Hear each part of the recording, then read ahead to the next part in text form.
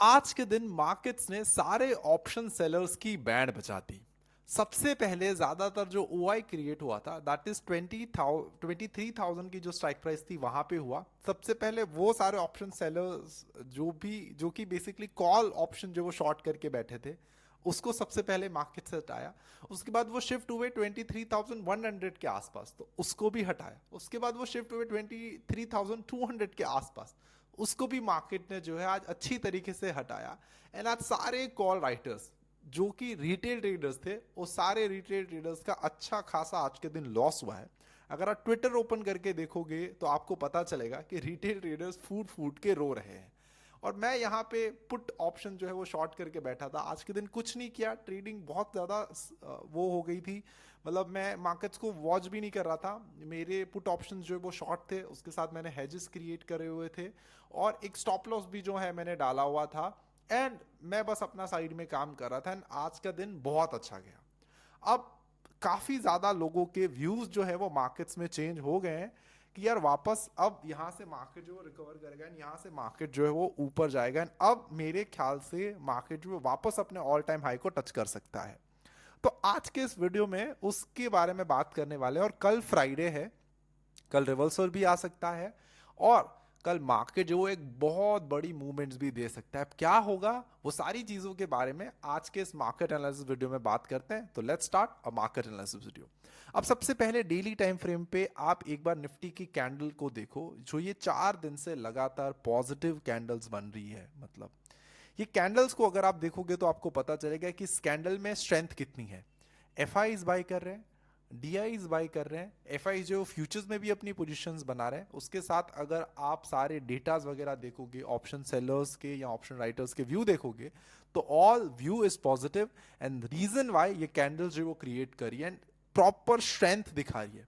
और इसके सामने हमारे प्यारे रिटेल ट्रेडर्स क्या कर रहे हैं, यहां पे अगर आप डेटा देखोगे तो रिटेल ट्रेडर्स आज भी पुट ऑप्शंस को अच्छी तरीके से बाय करके हुए गए हैं। एंड यहां पे आप एफ आई का डेटा देखो, एफ आई ने आज के दिन क्या करा है, 3,000 करोड़ का 3,000 करोड़ का कैश में बाइंग करी एफ आई ने।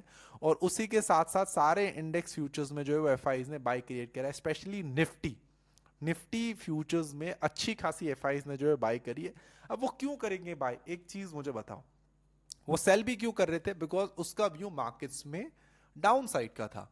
क्यों बाय कर रहे हैं? उसका व्यू मार्केट्स में पॉजिटिव साइड का है।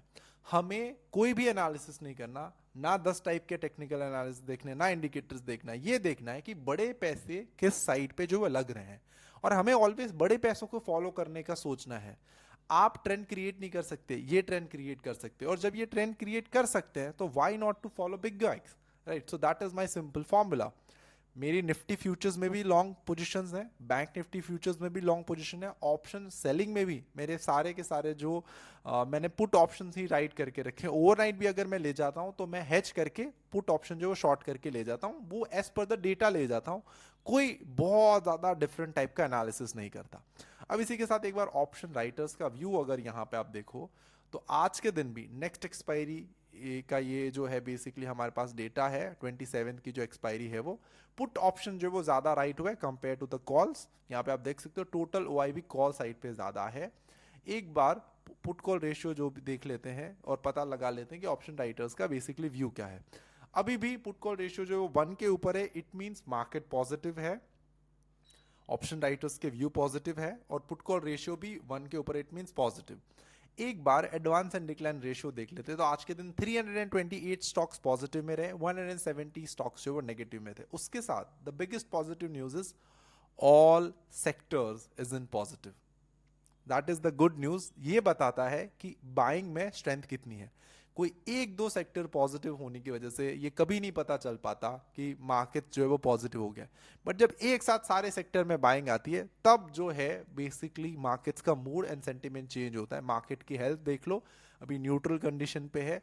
थोड़े दिनों में अगर ऐसा ही मार्केट्स रहा तो ये पॉजिटिव हो जाएगा। अब इसी के साथ एक बार आज का मार्केट देख लेते हैं। निफ्टी ने आज अच्छा परफॉर्म किया। स्टार्टिंग में लग रहा था कि इस यहां से रिवर्सल देगा, रिवर्सल दिया, उसके बाद रीटेस्ट करने की ट्राई करी एंड यहां से देख लो। फिर उसके बाद मैंने आपको क्लियर कट बताया था कि सबसे पहले मार्केट जो है 23,100 के आसपास से रिवर्सल होगा। जैसे ही वहां से रिवर्सल होता है और फिर उसको ब्रेक करता है, फिर एक बहुत बड़ी हमें जो है वो मूवमेंट्स देखने मिलेगी। और ये सेम चीज हमें जो है वो आज के दिन निफ्टी में देखने मिला। उसके सामने बैंक निफ्टी जो है वो थोड़ा बहुत साइडवेज था, बैंक निफ्टी ने इतनी ज्यादा मूवमेंट्स नहीं दी, I don't know, because banks ने जो आज के दिन जो है अच्छा परफॉर्म नहीं किया। अब एक बार प्राइस एक्शन को स्टडी कर लेते हैं, यहाँ पे एक बार हम एक्सपोनेंशियल मूविंग एवरेज को देखते हैं। तो अब नेक्स्ट हमारा टारगेट है कि अगर मार्केट जो है 23,200 को ब्रेक करता है, सस्टेन करता है इसके ऊपर, नेक्स्ट जो है वो मार्केट आ सकता है 23,400 के आसपास, जो कि है 200 डीएमए।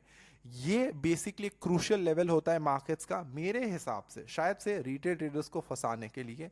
उसके ऊपर मार्केट्स क्लोजिंग भी दे दे, राइट, ऐसे टाइप का कोई सिनारियो हो सकता है। तो उसके ऊपर क्लोजिंग देने के बाद हमें थोड़ा वेट करना है कि अब यहां से मार्केट जो वो क्या कर रही है, यहां से प्राइस का जो है वो एक्शन क्या है, एंड उसके बेसिस के ऊपर हम फिर डिसीजन ले सकते हैं।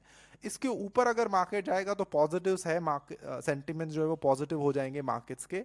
बट ये देखना जरूरी है कि ऐसा माहौल ना हो, ऐसा माहौल ना हो कि यहाँ पे ऊपर आ जाए उसके बाद कंसोलिडेट करे, मतलब एक फेक मूव देने की ट्राई ना करे और रिटेल ट्रेडर्स को ट्रैप ना करे, राइट। कैंडल्स पॉजिटिव है, मार्केट्स पॉजिटिव है, सेंटिमेंट्स पॉजिटिव है, एवरीथिंग इज पॉजिटिव। और द गुड पार्ट इज कि बैंक निफ्टी जो है वो 200 डीएमए के ऊपर आ चुका है, तो that is the good part.